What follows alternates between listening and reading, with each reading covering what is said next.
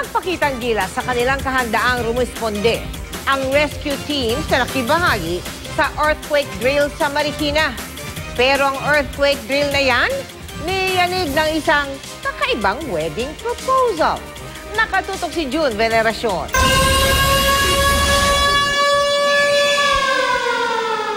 Pagtunog ng alarma eksaktong alas 9 ng umaga, nagsimula na ang nationwide simultaneous earthquake drill. Sa Marikina City Hall ang pilot venue ng first quarter drill. Parang hango sa totoong pangyayari ang mga tagpo. Sa loob ng isang taxi, may taong naipit na kailangan i-rescue. Tinanggal ang bubong ng sasakyan para mahugot ang nakaipit na tao. Sa isa pang bahagi ng drill, may naipit na gumuhong istruktura.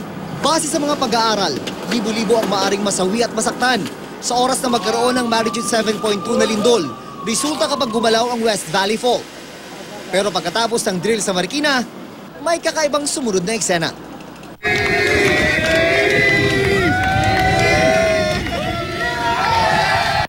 Ang nag-propose, si Michael Angelo de Jesus, miyembro ng Rescue 161 ng Marikina.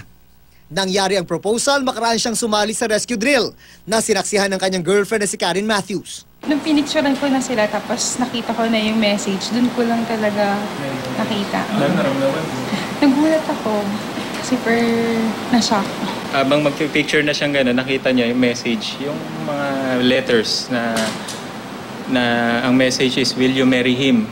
Not will you marry me?" Ibig sabihin, yung group ko, yung kapwa rescuers ko, sila yung nag-aas na pakasalan niya ako. Kasi common na yung "Will you marry me?" Biglaan daw ang plano ni Michael Angelo. Biglaan din kasi ang pag-uwi ni Karen na isang flight attendant at nakabase sa Saudi Arabia. Ang engagement ring, nung isang araw niya lang daw pinagawa. Ang swerte, nagkataon daw na may earthquake drill kung saan siya kasali. Gusto ko mag-propose yung sa paraan na bagay na yung usual na ginagawa ko, yung gusto ko, yung background ko, yung profession. So sa harap din ng colleagues, tsaka yung co-workers, kapwa ko mga rescuers. Aminado naman si lalaki. Parang top secret rescue mission daw ang nangyari. Hindi ko naman kinonsyaba na yung kapatid niya kasi may tendency madulas. Hindi niyo pa alam? Okay. Although may idea na po yung mama niya. Pero bago ko umalis, nagsabi naman po siya. Pero parang ayaw pa nun ng mama ko. Pero ginawa na niya na ngayon.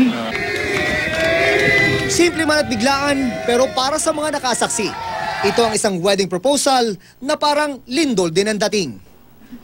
June Veneracion, nakatutok, 24 oras.